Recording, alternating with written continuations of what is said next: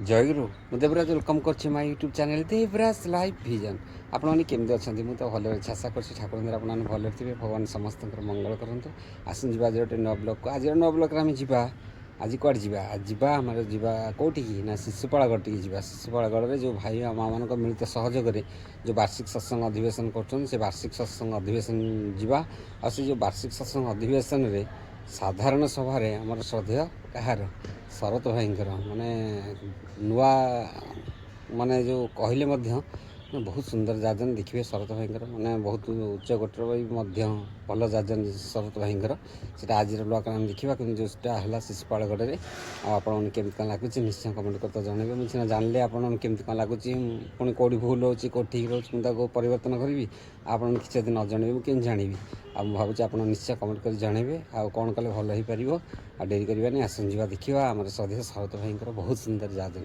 ଆସନ୍ତୁ ବି ପାଇବ ଆଉ ତାର କୌଣସି ଚାହିଦା ଅପୂରଣୀୟ ରହିବ ନାହିଁ। ଆଉ ସେଇଟା ସେଦିନ ଯାହା କହିଥିଲେ ଆଜି ସେଇଟା ସମ୍ପୂର୍ଣ୍ଣ ହେଇ ଚାଲିଛି। ପ୍ରତ୍ୟେକ ବ୍ୟକ୍ତି ତା ଜୀବନରେ ଯେଉଁମାନେ ଆଜି ଠାକୁରଙ୍କୁ ଧରୁଛନ୍ତି ତାର ଚରିତ୍ର ପରିବର୍ତ୍ତନ ଘଟୁଛି, ବିପଦରୁ ରକ୍ଷା ପାଉଛି। ଆଜି ଆମେ ପ୍ରାର୍ଥନା କରି ତାଙ୍କରି ଶକ୍ତି ଉପରେ ଆଶ୍ରା କରି କେତେ ବଡ଼ ବଡ଼ ଫଙ୍କସନ କରିକିରି କୁଆଡ଼େ କୁଆଡ଼େ ଆଗେଇ ଚାଲି ଯାଉଛେ, କେତେ ବାଧାବିଘ୍ନକୁ ଅତିକ୍ରମ କରି। ଆଉ ପ୍ରତ୍ୟେକ ବାଧାବିଘ୍ନକୁ ଅତିକ୍ରମ କରିବାଟା ଆମକୁ ଆଉ ଗୋଟେ ନୂଆ ଯୋଗ୍ୟତା ପ୍ରଦାନ କରୁଛି, ନୂଆ ବିଶ୍ୱାସର ସ୍ତରରେ ନେଇକି ପହଞ୍ଚଉଛି।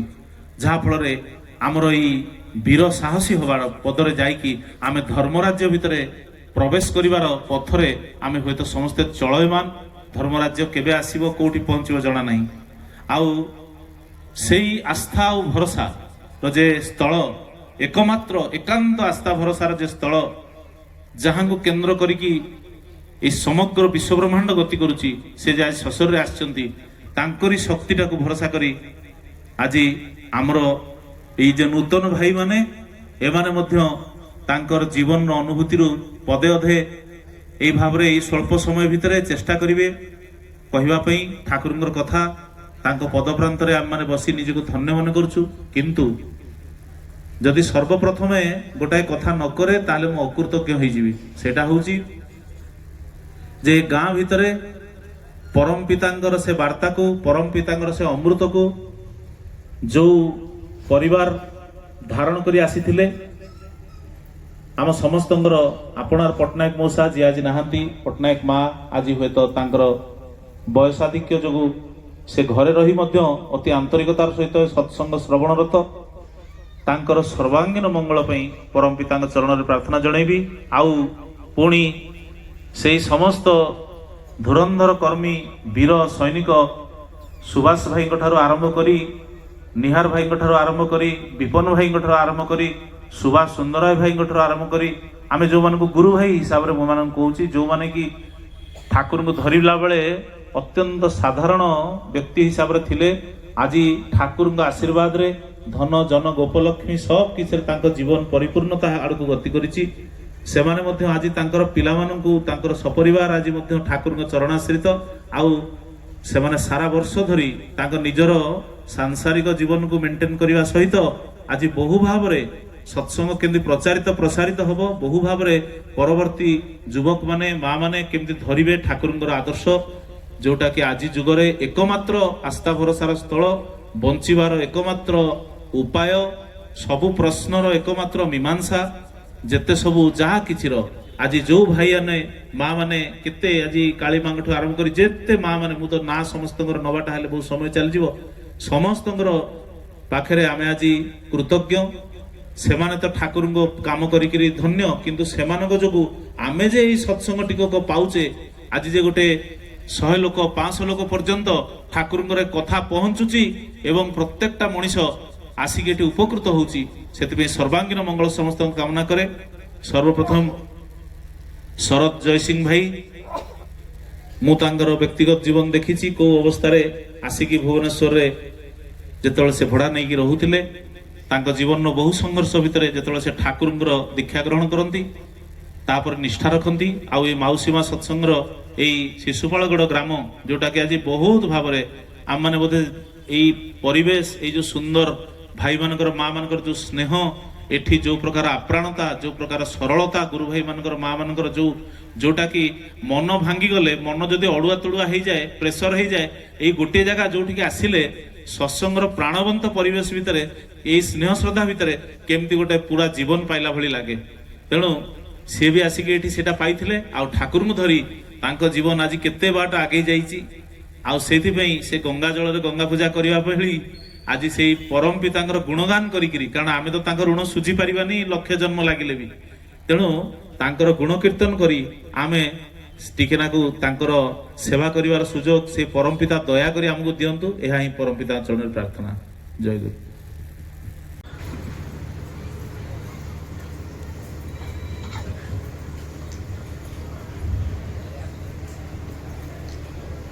समस्त को आंतरिक जयग निवेदन करे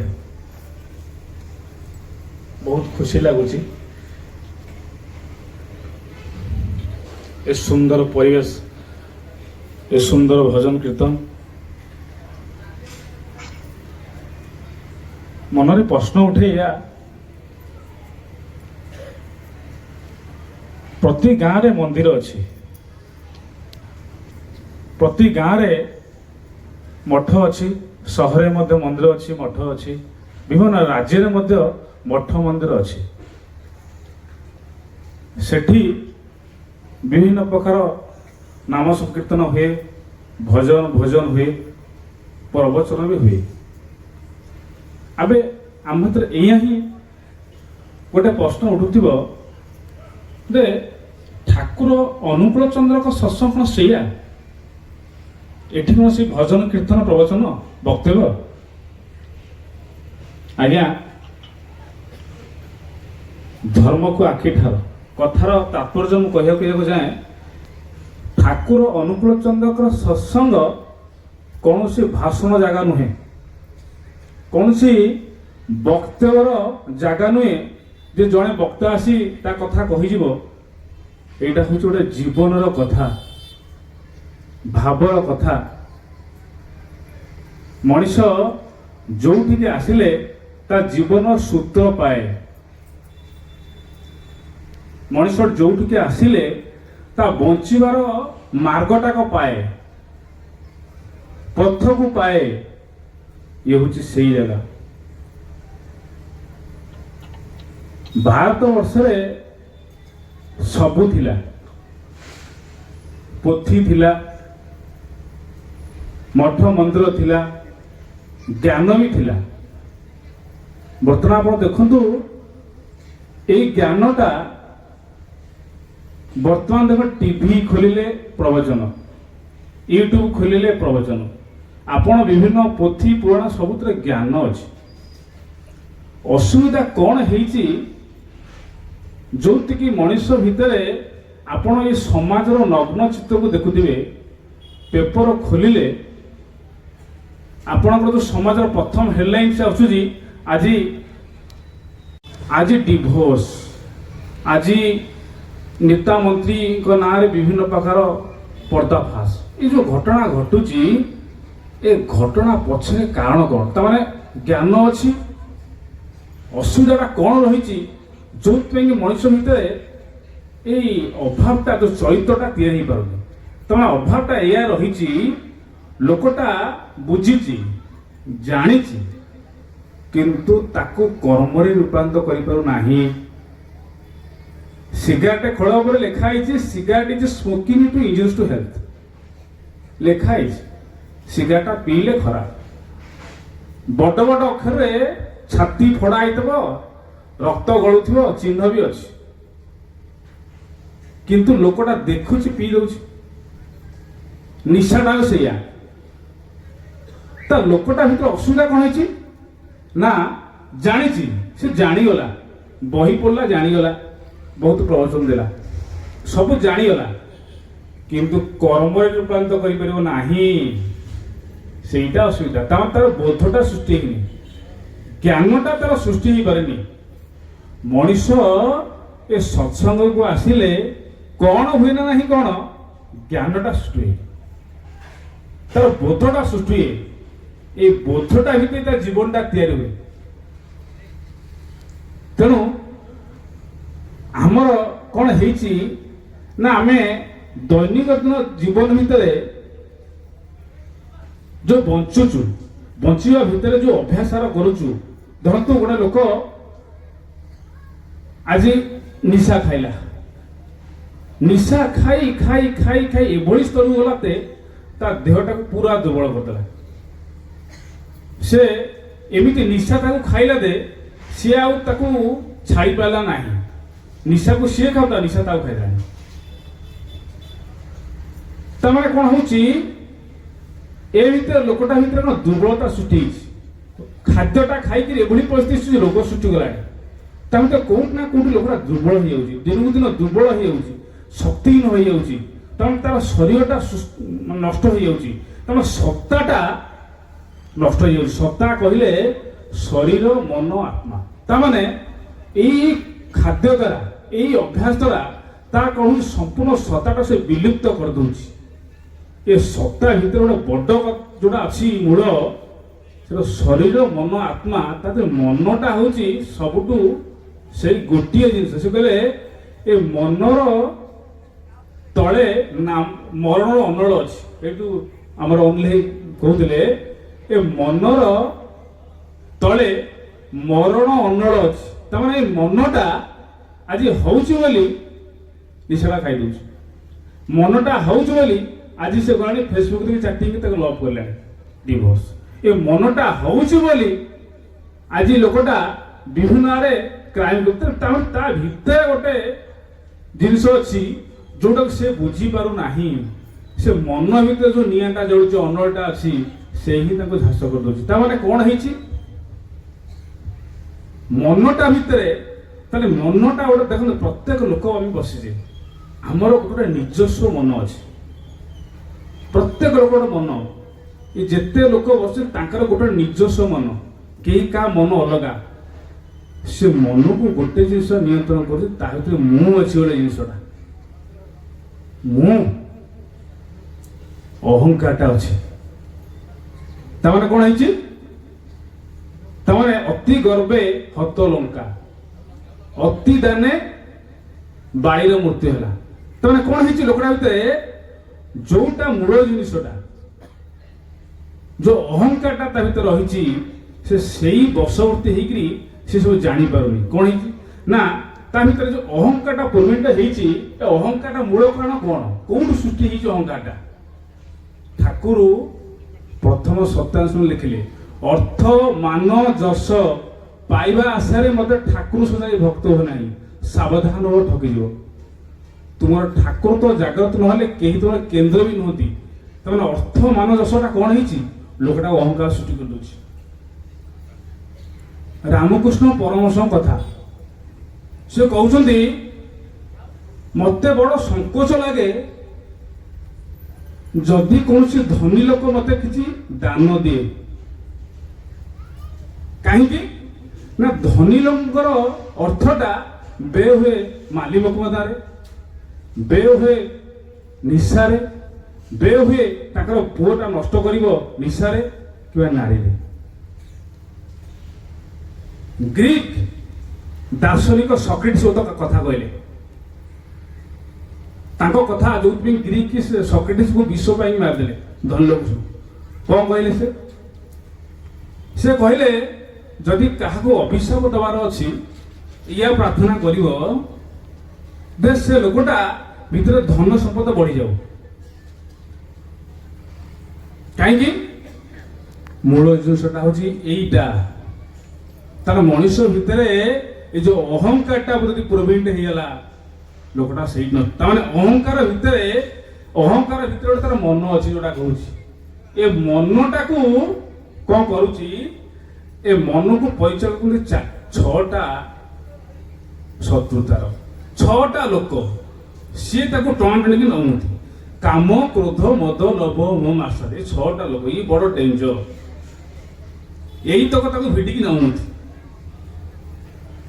ତାମାନେ କ'ଣ ହେଇଛି, ଲୋକ ଭିତରେ କ'ଣ ହେଇଛି, ଏଇ ଯୋଉ ଅହଙ୍କାର ସକାଶେ କ'ଣ ହେଇଛି, ଦେଖନ୍ତୁ, ମୁଁ ଗାଁରେ ଏତେ ବଡ଼ ଲୋକ, ମୁଁ ମୋ କଥା ଶୁଣିବିନି, ଆଉ ମୁଁ ଗୋଟେ ଏଡେ ବଡ଼, ମୁଁ ତାମାନେ କ'ଣ ହେଇଛି, ତାପରେ ଯୋଉ ଅହଙ୍କାରଟା ସୃଷ୍ଟି ହେଇଛି, ଏ ଏ ଅହଙ୍କାର ବସ୍ତ ସେ କାହା ତା ସତ୍ୟଟାକୁ ବୁଝେଇବେ ଶୁଣିପାରୁନି, ଏ ଜ୍ଞାନଟା ତାର ନାହିଁ। ତାମାନେ ଏଇ ଯୋଉ ଅହଙ୍କାରଟା ଭିତରେ ତାର ଅଜ୍ଞାନତା ଅଛି। ସବୁଠୁ ବଡ କଥା ହଉଛି ଯେ ଅଜ୍ଞାନତା, କାରଣ ଅଲଗା ଅନ୍ଧ ହେଇଯାଇଛି। ଅନ୍ଧ ଅନ୍ଧ କଣ ନା ଆମର ଆଖି ଅଛି ଅନ୍ଧ, କିନ୍ତୁ ସେ କିଛି ଜାଣିପାରୁନି। ସେ ଲୋକ ବସିଛି, ତା ପାଖରେ ଗୋଟେ ଲୋକ ବସିଛି ଯିଏ ତାର ସର୍ବସ୍ୱ ନେଇଯିବ ପକେଟ ମାରି, ସିଏ ଜାଣିପାରୁନି। ସେ ଝିଅଟା ତା ଜୀବନରେ ଆସିଲେ ତାକୁ ସର୍ବସ୍ୱ ଲୁଟି ନେବ ଡିଭୋର୍ସ ଦେଇକି, ସିଏ ଜାଣିପାରୁନି। ତା ପଡୋଶୀଟା ସେଠି ଅଭିନୟ କରୁଛି ଯେ ତାକୁ ଆଗକୁ ମାରିବ ବୋଲି ସିଏ ଜାଣିପାରୁନି। ମାନେ ଅଜ୍ଞାନତା, ଅନ୍ଧ। ଏଇ ଅଜ୍ଞାନତା ହିଁ ମଣିଷର ସମସ୍ତ କର୍ମଫଳର ସୂତ୍ର। ଏଇ ଅଜ୍ଞାନତା ଯୋଉ କର୍ମଫଳଟା ନେଇକି ଆସିଛି, ତାର କଣ କର୍ମଫଳଟା କେଉଁ ସୃଷ୍ଟି ହେଇଛି ନା ଏ ମନ, ସେ କହୁଛି ଆତ୍ମାର ସବୁଠୁ ଚଞ୍ଚଳ ଅବସ୍ଥାଟା ଉପରେ ସବୁ ତା ମନ, ସେ ମନ ଉପରେ କ୍ରିୟା କରୁଛି ସବୁ। ସେଥିପାଇଁ ଲୋକଟା କଣ ହଉଛି ଏ ଦୁର୍ବଳ ହେଇଯାଉଛି ଆସ୍ତେ ଆସ୍ତେ, ତା ଇଚ୍ଛା ଅନୁସାରେ ଚଳିକି। ଠାକୁର ସେଥିପାଇଁ ସତ୍ୟାନୁଷ୍ଠାନ ପ୍ରଥମେ କହିଲେ ସର୍ବପ୍ରଥମେ ଆମକୁ ଦୁର୍ବଳତା ମଧ୍ୟରେ ଯୁଦ୍ଧ କରିବାକୁ ହବ, ସାହସୀ ହେବାକୁ ହବ, ବୀର ହେବାକୁ ହବ। ପାପର ଜ୍ୱଳନ୍ତ ପ୍ରତିମୂର୍ତ୍ତି ଏଇ ଦୁର୍ବଳତା। ତାମାନେ ଯୋଉ କହିଲେ ପାପର ଜ୍ୱଳନ୍ତ ପ୍ରତିମୂର୍ତ୍ତି ହେଉଛି ଏଇ ଦୁର୍ବଳତା। ତାମାନେ ମଣିଷ ଯୋଉ ପାପର ଶବ୍ଦଟା ତାମାନେ ଯୋଉ କର୍ମଟା କଲେ, ଯୋଉ ଚିନ୍ତାଟା କଲେ ମଣିଷ ମନଟାକ ପତନମୁଖୀ ହେଇଯାଉଛି। ତେଣୁ ଯୋଉଟା ସେ କହୁଛନ୍ତି ମଣିଷଟା ରକ୍ଷାଟା ପାଇପାରିବନି, ସେ ପାପଟା କୁହନ୍ତି। ଯୋଉ କର୍ମଟା ରକ୍ଷାଟା ନାହିଁ, ସେଟା ହଉଛି ପାପ। ସେଇ ଯୋଉ ପାପଟା ସୃଷ୍ଟି ହଉଛି କୋଉଠି ଅଜ୍ଞାନତା। ତେଣୁ ମହାଭାରତ ଯୁଦ୍ଧରେ 2 ଜଣ ଅନ୍ଧ ଥିଲେ। ସେ ସଦାବେଳେ ଗୋଟେ ହଉଛି ଧୃତରାଷ୍ଟ୍ର, ଆଖି ବୁଜି ବସିଛନ୍ତି, ଅନ୍ଧ। ଆଉ ଜଣେ ଅନ୍ଧ ତାଙ୍କ ସ୍ତ୍ରୀ ଗାନ୍ଧାରୀ, ସିଏ ବି ଅନ୍ଧ। ତାର ନିର୍ଦ୍ଦେଶନ ଅଛି ଯେ ଅନ୍ଧଟା ମୁଁ କହିଲି ତାର ଛାପଟା ହଉଛି କଣ, ସେ ଅନ୍ଧ, ଆଖି ବୁଜି। ତେଣୁ କଣ ଅନ୍ଧ କଣ ପାଇଁ ହେଇଛନ୍ତି ନା ଯେତେବେଳେ ମହାଭାରତ ଯୁଦ୍ଧ ସରିଯାଇଛି, ସେତେବେଳେ ଧୃତରାଷ୍ଟ୍ର ଯାଇକି ପ୍ରଭୁ ଶ୍ରୀକୃଷ୍ଣଙ୍କୁ ପଚାରୁଛନ୍ତି, ପ୍ରଭୁ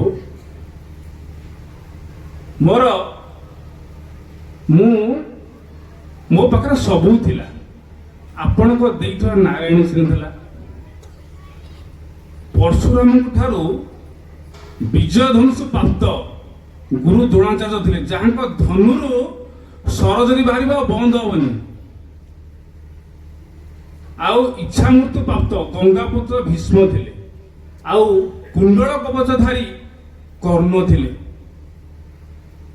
ଆଉ ଏତେ ବଡ ଶକ୍ତି ଥାଇ ଆଉ ମୋ ପୁଅର କାନ୍ଧରେ ନିଜେ ଲକ୍ଷ୍ମୀ ବସିଥିଲେ, ସବୁ ଥିଲେ। ତା ସତ୍ତ୍ୱେ ବି ମୋର 100 ପୁତ୍ରକୁ ପିଟି ମାରିଦେଲେ ମୋ ଆଖି ଆଗରେ। ମାନେ ମୁଁ ଅନ୍ଧ, କିନ୍ତୁ ମୋ ଆଖି ନଥାଇ ଯୋଉ କଷ୍ଟ ମତେ ସେ ଯୋଉ କହୁଥିଲେ, ମାନେ ପିଟି ମାରିଛନ୍ତି। ମୁଁ ଜାଣିପାରୁନି ଏ କଷ୍ଟ କଣ ପାଇଁ, ଏ ଜ୍ୱଳନ୍ତଟା କଣ ପାଇଁ। ସେତେବେଳେ ପ୍ରଭୁ ଶ୍ରୀକୃଷ୍ଣ ବୁଝିବା ଯୋଉ କହୁଛନ୍ତି, ତୁମର ଯଦି ପୂର୍ବଜନ୍ମକୁ ଦେଖାଯାଏ, ତୁମେ ପୂର୍ବଜନ୍ମ ରାଜକୁମାର ଥିଲ। ଏ ରାଜକୁମାର ଦିନେ ବଣ ଶିକାର କରିବାକୁ ଯାଉଥିଲେ। ଶିକାର କରୁ କରୁ ଗୋଟେ ସୁନ୍ଦର ଚଢ଼େଇ, ମେଲ ଚଢ଼େଇ ଯୋଉଟା କହନ୍ତି, ଦେଖିଲା ଅତି ସୁନ୍ଦର ଚଢ଼େଇଟେ ଉଡ଼ିକି ଯାଉଛି। ତାଙ୍କୁ ଧରିବାକୁ ଭାରି ଇଚ୍ଛା, ଏଇଠି ଆନନ୍ଦଟା, ଇଚ୍ଛାଟା ସୃଷ୍ଟି ହେଲା, ଅଜ୍ଞାନତା ସେଇଠି। ଯେତେବେଳେ ଯାଇଛନ୍ତି ଧରିବା ପାଇଁ, ସେ କଣ ହେଇଛି ନା ଚଢ଼େଇକି ଧରି ପାରୁନାହାନ୍ତି। ଚଢ଼େଇଟା କଣ କରିଛି, ତାର ଯେହେତୁ ଗୋଟେ ମେଲ, ତାର ବିଭିନ୍ନ ଫିମେଲ ସହିତ ସଂଶ୍ଳିଷ୍ଟ ହେଇକି ବହୁତ ତାଙ୍କ ପୁତ୍ର, ସେ ଯାଇ ତା ବସାରେ ବସିଲା। ସେ ସେଠୁ ନିଜେ ସେ ଗଛ ବସା ଉପରକୁ ଗଲେ, ବସା ଉପରୁ ଯାଇକି ଦେଖିଲେ ସେ ଚଢ଼େଇ ଉଡ଼ିଗଲା। ରାଗରେ କ୍ରୋଧରେ କଣ କଲେ, ସେ ଗୋଟେ ଛୁଆକୁ ଚିପୁଟିକି ଚିପିକି ମାରି ଫୋପାଡ଼ି ଦେଲେ। ଫୋପାଡ଼ିକି ସେତେବେଳେ ସେ ଯୋଉ ଅଣ୍ଡିଆ ଚଢ଼େଇଟା ଉପରେ ଆକାଶରେ ଉଡୁଥାଇ, ସେତେବେଳେ ସେ ତ ପିଲାଙ୍କର କଷ୍ଟଟାକୁ ଦେଖି ଆଖି ବୁଜି ଦଉଥାଏ। ପ୍ରଭୁ ଆଖି ବୁଝୁଥାଏ, ମାନେ କଷ୍ଟଟା ଯେମିତି ଆପଣଙ୍କ ଆଗରେ ଆପଣ ପୁଅକୁ ଜଣେ ମାରିଦଉଛି, ଆପଣ କ'ଣ ହଉଥିବ ଆଖି ମୁଜି ଦଉଛନ୍ତି। ଏମିତି କରି କରି କରି ସବୁ ବର୍ଷ 100ଟା ଛୁଆଙ୍କୁ ମାରିଦେଲେ। ଯୋଉ 100 ଛୁଆଟାକୁ ମାରିଲେ ତାର କର୍ମ ଫଳଟା ଏତେ ଡେଞ୍ଜର, ତାଙ୍କୁ କେତେ ଜନ୍ମ ପରେ 100ଟା ପୁତ୍ର ହରାଇବାକୁ ପଡ଼ିଲା। ଗାନ୍ଧାରିକ ଅବସ୍ଥା ମଧ୍ୟ ସେଇଆ। ତାମାନେ ସେ କଇଁଚଉଣ୍ଡା ପିଲାବେଳେ ଭାଙ୍ଗିଥିଲେ ବୋଲି ତାଙ୍କୁ 100ଟା, ତାଙ୍କୁ ମଧ୍ୟ ତାଙ୍କ ଜୀବନ ଭିତରେ ତାଙ୍କର 100 ପୁତ୍ର ହରାଇଲେ। ମାନେ ଏତେ କଥା କହିବାର ମୁଖ୍ୟ ଉଦ୍ଦେଶ୍ୟ ହେଉଛି ସେ କହୁଛନ୍ତି 7 କୋଟି କଳ୍ପରେ କରମ ଫଳ ଛାଡ଼ିବନି। ଯେମିତି କହୁଛନ୍ତି ଗୋଟେ 100 ବାଛୁରୀ ଭିତରେ ଗାଈ ତାର ଛୁଆକୁ ଚିହ୍ନି ପାରେ, ସେମିତି କୋଉଠି ପ୍ରତ୍ୟେକ ଲୋକ ଯୋଉ କର୍ମ କରେ, କର୍ମ ଫଳ ଅର୍ଜନ କରେ, ସେ ତାର କର୍ତ୍ତା କିଏ କରିଛି ଜାଣିପାରେ। ତାହେଲେ କର୍ମ ଫଳଟା ସହଜରେ କ୍ଷୟ ହବନି। ମନେ ପଡେ ଯେତେବେଳେ ପୁରୀ ଜଗନ୍ନାଥ ଦର୍ଶନ କରିବାକୁ ଯାଇଛନ୍ତି ସେ ଜଜ୍ ସାହେବ, ପୁରୀ ଜଗନ୍ନାଥ ମନ୍ଦିରକୁ ଫେରିକି ଆସୁଛନ୍ତି, ଦେଖୁଛନ୍ତି ଜଣେ ଛୋଟାଟେ ତାର ହାତ ଖଣ୍ଡିଆ ହେଇଛି, ଗୋଡ ଖଣ୍ଡିଆ ହେଇଛି, ଦୌଡ଼ି ଦୌଡ଼ି ଦୌଡ଼ି ଆସିଛି, ପ୍ରଭୁ ସାହେବ ନମସ୍କାର, ସାହେବ ନମସ୍କାର। ଇଏ ଗହଳି ଭିତରେ ଚିହ୍ନି ପାରୁନାହାନ୍ତି, ଜାଣି ପାରୁନାହାନ୍ତି ତୁମେ କିଏ। ସେ ଛୋଟା କହୁଛି ଆଜ୍ଞା ମତେ ଚିହ୍ନି ପାରୁଛନ୍ତି, ଜାଣିପାରୁଛନ୍ତି। ଇଏ ଦୋଦଚିହ୍ନ ଜାଣିପାରୁନାହାନ୍ତି, କହୁଛନ୍ତି ଆଜ୍ଞା ମନେ ପକାନ୍ତୁ ମୁଁ ସେଇ କ୍ରିମିନାଲ ଥିଲି, ଗୋଟେ ମର୍ଡର କେସରେ ଆପଣଙ୍କ କୋର୍ଟରେ ମୋର ଗୋଟେ କେସ୍ ପଡିଥିଲା, ସେଦିନ ମୁଁ ମିଥ୍ୟା ସାକ୍ଷୀ ଦେଇ ହୁଏତ ଖସିଗଲି, ସେଦିନ ଜେଲରୁ ମୁକ୍ତ ହେଇଗଲି। କିନ୍ତୁ ସିନା ସେ ଜେଲରୁ ମୁକ୍ତ ହେଇଗଲି, କିନ୍ତୁ ଆଜି ଯୋଉ ନକର ଜେଲ ହେଇଛି ସେଠି ମୁକୁଳି ପାରୁନି। ମୁକୁଳିବା ପାଇଁ ଆଙ୍କରି ଦୁଆରେ ପଡିଛି। ତାମାନେ କହିବାର ତଥ୍ୟ ହଉଛି ଆମର ଦୃଷ୍ଟିର ଅଗୋଚର ଭିତରେ, ଗୋଚର ଭିତରେ ମଣିଷ ଯୋଉ କର୍ମଟା କରୁଛି ତାର ଫଳ ଅଛି ହିଁ ଅଛି। ଚକାଆଖି ସବୁ ଦେଖୁଛି। ଦଧିମାନ ମନ୍ଦିର ଭିତରେ ସ୍ୱୟଂ ଜଗନ୍ନାଥ ବିରାଜମାନ, ଯାହାଙ୍କର ଆଖିରେ ପଲକ ନାହିଁ। ତା ମାନେ କଣ? ସେ ସବୁ ଦେଖୁଛନ୍ତି। ସମୟ ଅନୁସାରେ ଆପଣ ଫଳ ଦେବେ। ଆପଣଙ୍କ ପାଖରେ ଯେତେ ଚିହ୍ନା ଥାନ୍ତି, ନେତା, ମନ୍ତ୍ରୀ, କୋର୍ଟ କଚେରୀ, ପଲିସି କିଛି କାମ କରିବନି। ଡିଭାଇନ କାଲକୁଲେସନ, ତାଙ୍କ ଦ୍ୱାରା ଯୋଉ ଦଣ୍ଡ ମିଳିବ ସେ ଦଣ୍ଡଟା ଆପଣ ଏକା ଭୋଗିବେ। କିନ୍ତୁ ଏଇ ଯୋଉ କରମ ଫଳଟା ମଣିଷ ଅର୍ଜନ କରିଦିଏ, ଏ କରମ ଫଳଟାକୁ ରିହାଇ ପାଇବ କେମିତିଆ? ଏ କରମ ଫଳଟା କିଏ ରକ୍ଷା କରିପାରନ୍ତି? ସେ କହିଲେ ଦୁର୍ବଳତା ଭିତରେ ଯୁଦ୍ଧ କରିବାକୁ ହବ। ମୁଁ ଯୁଦ୍ଧ କରିବି ଦେ, ମୋ ଯୁଦ୍ଧର ସେନାପତି କିଏ? ପରମ ପୁରୁଷ ସେ ଠାକୁର। ତାହେଲେ ମୁଁ ଯେ ଯୁଦ୍ଧଟା କରିବି କାହାକୁ ନେଇକିରି? ସେ ହଉଛି ସେ ନାରାୟଣୀ ସେନାର ସେନାପତି। ତାଙ୍କୁ ଯଦି ମୁଁ ନ ଧରେ ତାହେଲେ ମୁଁ ଯୁଦ୍ଧ କରିପାରିବି ନାହିଁ, ହାରିଯିବି। ସେଥିପାଇଁ ସଦ୍ଗୁରୁଙ୍କର ପ୍ରয়োଜନ। ମୋର ଗୋଟେ ସତ୍ସଙ୍ଗ ଆସିଲା ପରେ ଗୋଟେ ଘଟଣା ଅନୁମାନ ହେଲା। କେତେ ଦିନ ପରେ ମୁଁ ବୁଝିଲି, ଭାଇ ସେମାନଙ୍କୁ ଚିର ନମସ୍ୟ। ଅବିନାଶ ଭାଇ, ସଦୟ ହେମ ଭାଇ, ଜେପେଇ, ଯୋଉମାନେ ଜ୍ଞାନଟାକୁ ଦେଲେ। ଭାଇ ମୁଁ ଠାକୁରଙ୍କୁ ଚିହ୍ନିନି, ଏମାନେ ଦେବଦୂତ। କାରଣ ମୁଁ ତ ମତେ ଠାକୁରଙ୍କ କଥା ଚିହ୍ନିଲା କିଏ, ଜଣିଲା କିଏ? ଆଜ୍ଞା ମୁଁ ତ ଗୋଟେ ଯୋଉ ପରିସ୍ଥିତି ପଡିଥିଲି ବଡ କଷ୍ଟ ଥିଲା। ଏମାନଙ୍କ ମାଧ୍ୟମରେ ଠାକୁର କୁହାଇ ଦେଲେ ସତ୍ୟଟା। ତେଣୁ ଏମାନେ ହଉଛି ଦେବଦୂତ ହିସାବରେ ମତେ ସହଯୋଗ ଶିଶୁପାଳ ଭାଇମାନଙ୍କୁ ମୁଁ ଚିର କୃତଜ୍ଞ ଯେ ସେମାନଙ୍କ ଦ୍ୱାରା ଆଜି ସତ୍ସଙ୍ଗ ପାଇକି ମୁଁ ଆଜି ଛିଡା ହେଇ କହିବାକୁ ସୌଭାଗ୍ୟ ପାଉଛି। ଗୋଟେ କଥା ମୋ ମନରେ ବହୁତ ଆଘାତ ସୃଷ୍ଟି କରିଥିଲା ଏବଂ ମୋର ଗୋଟେ କନଭିକ୍ସନ କରିଥିଲା। ଯେତେବେଳେ ମୋ ଭାଇ ନିଜେ ମଝିଆ ଭାଇ ଡାଉନ ନନା ବୋଲି ସର୍ପଦଂଶନରେ ମୃତ୍ୟୁ ହେଇଥିଲା, ନାଗ ସାପ କାମୁଡ଼ିଥିଲା। ମତେ ଛୋଟିଆଟା, ମୁଁ 3-4 ବର୍ଷର ଆଜ୍ଞା। ମୋ ବୋଉ ଏବେ ବି କହୁଛି ମୋ ଡାଉନ କୁଆଡେ ଗଲା, ଡାଉନ କୁଆଡେ ଗଲା। ମୁଁ ଆଜି ସତ୍ସଙ୍ଗ ହିସାବରେ ବୁଝିଲି ସତ୍ୟଟା କୋଉଠି ଅଛି। ତାମାନେ ତାର 16 ବର୍ଷ ପୂର୍ବରେ ତାକୁ ସର୍ପ କାମୁଡ଼ିକି ଆଘାତ କଲା, କିନ୍ତୁ ତାର ମୂଳ କାରଣ ଥିଲା ଛୁଆ ବେଳୁ ସାହସ ଏଇଆ, ସବୁ ସାପଙ୍କୁ ଧରିବ, ମାରିକି ଫୋପାଡ଼ିବ। ଗାଁରେ ବହୁତ ସାହସୀ କହନ୍ତି, ସାପକୁ ଧରିକି ଫୋପାଡ଼ି ଦିଏ। ଏ ସାପ ଧରିବାର ଯୋଉ ଦୁର୍ବଳତା ଥିଲା, ଯୋଉ ଅଭ୍ୟାସ ଥିଲା, ଯୋଉ କର୍ମଟା କଲା, ତା ଫଳରେ ମୋ ଭାଇ ନିଜେ ଏକ୍ସପାର୍ଟ କଲେ ସର୍ବତ ଶୁଣି। ତାମାନେ କହିବା କଥା ଗୋଟେ ଘଟଣା ଯୋଉଟାକି ଠାକୁରଙ୍କ ମତେ ରେଖାପାତ କଲା, ଯେତେବେଳେ ସେତେବେଳେ ଭୂଷଣ ଚକ୍ରବର୍ତ୍ତୀ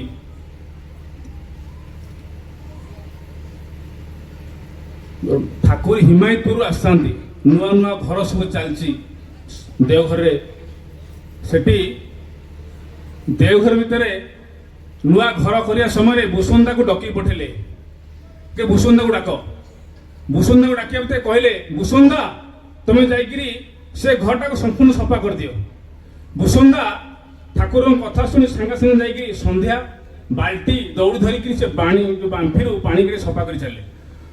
ସଫା କରୁ କରୁ କରୁ କରୁ 10ଟା ହେଇଗଲା। 10ଟା ବେଳକୁ ତାଙ୍କ ଭିତରେ ମନ ଇଏ ହେଲା ଦେ ସବୁ ସଫା ସରିଲାଣି, ଯେ ଠାକୁରଙ୍କୁ କହିବି ଯା ଦେ ମୋର ସଫା କହିବି ସଫା ମୋ ସରିଲାଣି, ମୁଁ ଯିବି ହେରି। ଇଏ ଯାଇକି ଠାକୁରଙ୍କ ପାଖରେ ଯେତେ ପହଞ୍ଚ, ଠାକୁର କହିଲେ କାହିଁକି ଆସିଲୁ, ଯା ଆଉଥରେ ଯା ସଫା କର। ଇଏ ସାଙ୍ଗେ ସାଙ୍ଗେ ପୁଣି ଆଉଥରେ ସଫା କର।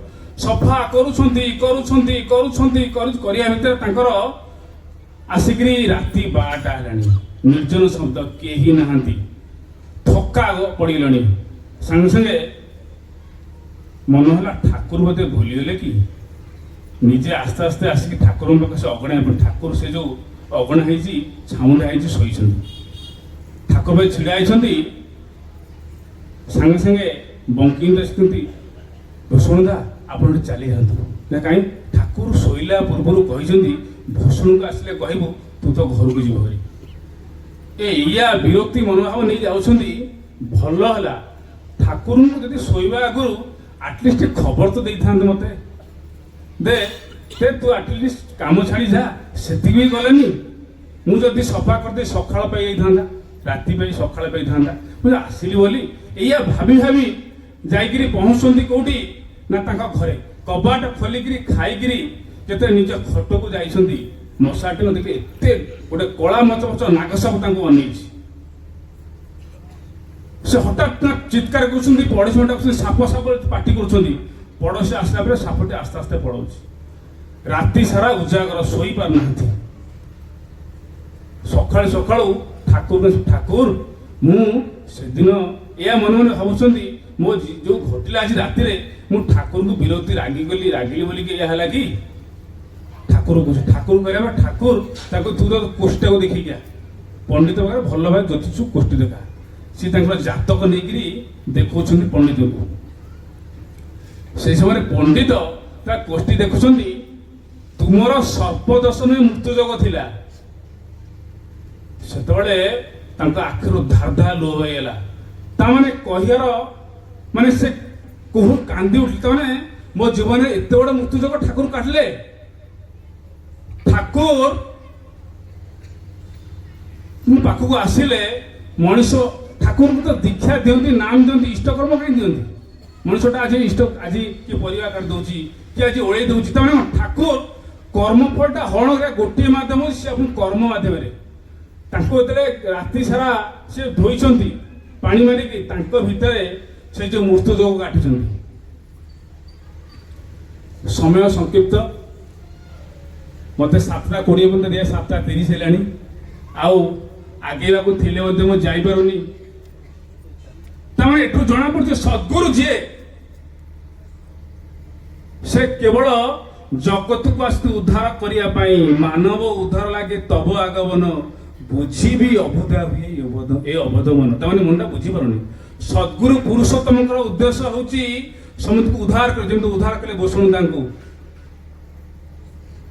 ତାଙ୍କ ପାଖକୁ ଆସିଲେ ସେ ପୂର୍ବ ଜନ୍ମ କେତେ କେତେ ଜନ୍ମ ଦେଖି। ସେ କହୁଛନ୍ତି ମୋ ପାଖକୁ ଯେତେବେଳେ ଯିଏ ଆସେ, ଯେମିତି କହୁଛି କାଚ ଗ୍ଲାସରେ ମଇଳା ଥିଲେ ଜାଣିପାରେ, ମୁଁ ଲୋକଟାକୁ ଦେଖିପାରେ ତାର କେତେ କେତେ ଅତୀତର କରିଥିବା କର୍ମ ଫଳ।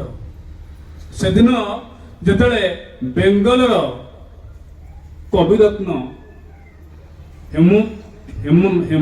ହେମବାବୁ, ତାଙ୍କୁ ହେମଚନ୍ଦ୍ର ମୁଖୋପାଧ୍ୟାୟ କହନ୍ତି, ଯେ ଏକାଧାରରେ ବାଦ୍ୟକାର, କବି ଭଲ ଛନ୍ଦ ଦେଇ ଗୀତ ମଧ୍ୟ ଗାଆନ୍ତି ଲେଖନ୍ତି ତାଙ୍କର ଗୀତ ଦ୍ୱାରା ଏତେ ମନ୍ତ୍ରମୁଗ୍ଧ କରନ୍ତି ଯେ ତାଙ୍କ ନାଁର ବେଙ୍ଗଲରେ ବିଶିଷ୍ଟ କବି ବୋଲି ସେ ପରିଗଣିତ ତାଙ୍କର ସବୁଠୁ ବଡ଼ ସମସ୍ୟା ହେଲା ଯେ ବହୁତ ନାମ ଯଶ ଅଛି କିନ୍ତୁ ଗୋଟେ ଦୁର୍ବଳତା ଥିଲା ମଦ ପ୍ରତି ଦୁର୍ବଳତା ଦେଖନ୍ତୁ ଆପଣ ଦେଖିବେ ଏବେ ରିସେଣ୍ଟଲି ଜଣେ ଗୀତିକାର ଏକ୍ସପାର୍ଟ ଗଲେ ତାଙ୍କର ସଦ୍ଗତି କାମନା କରୁଛି ବାଧ୍ୟ ହେଇକି କହିବାକୁ ପଡୁଛି ଯେଉଁମାନେ ବଡ଼ ବଡ଼ ଷ୍ଟାର ଆଜ୍ଞା ସେମାନଙ୍କର ଗୋଟେ ଦୁର୍ବଳତା ଅଛି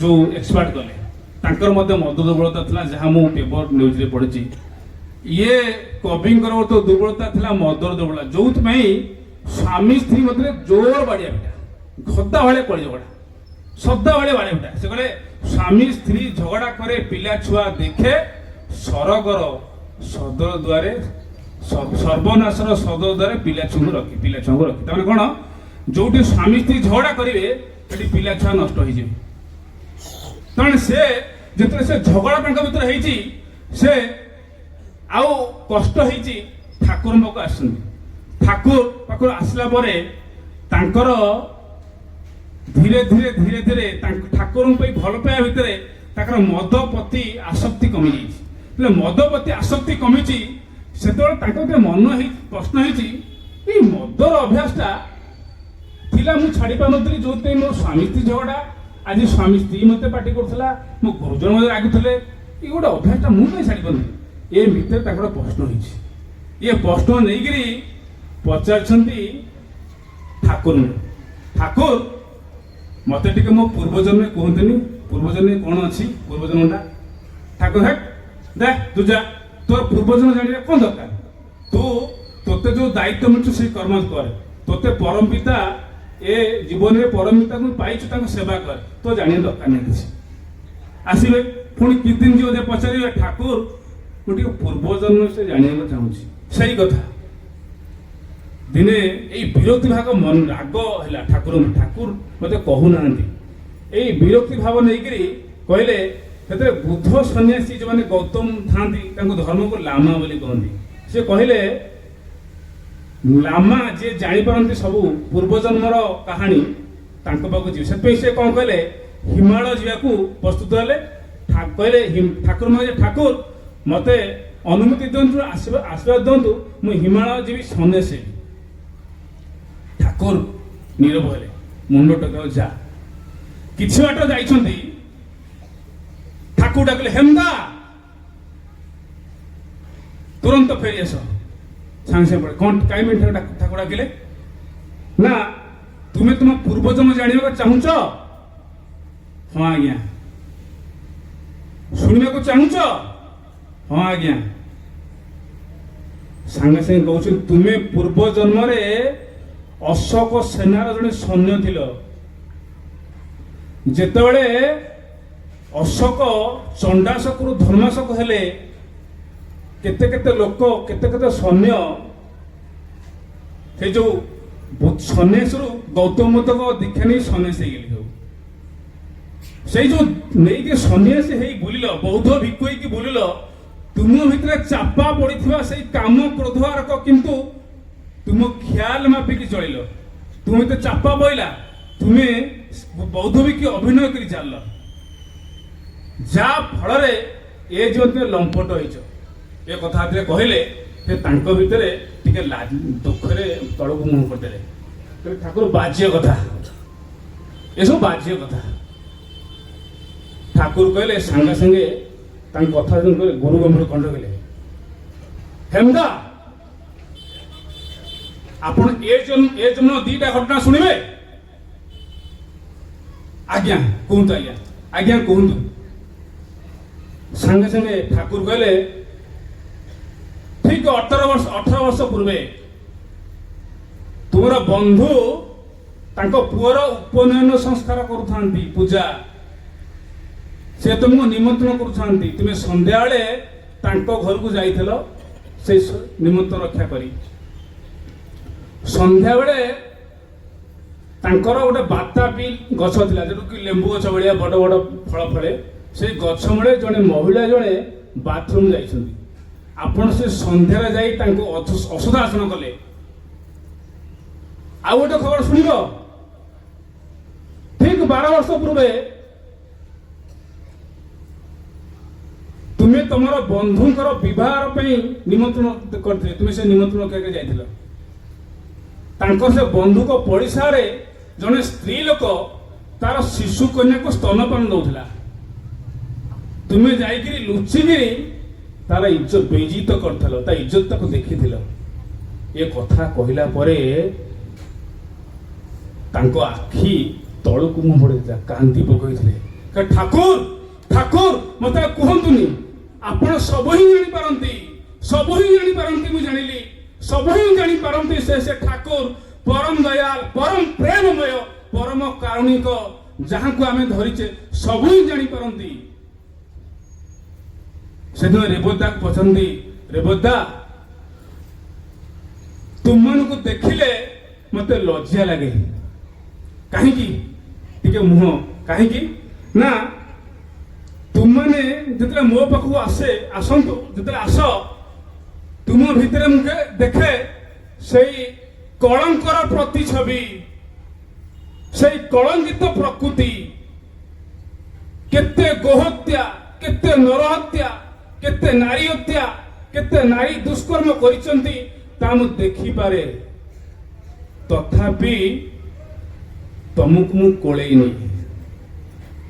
ଜୀବ ତୋର ଅଭୟବାଣୀ, ଚିନ୍ତା କଣ ଅଛି? ଜୀବ ତୋର ଚିନ୍ତା କଣ?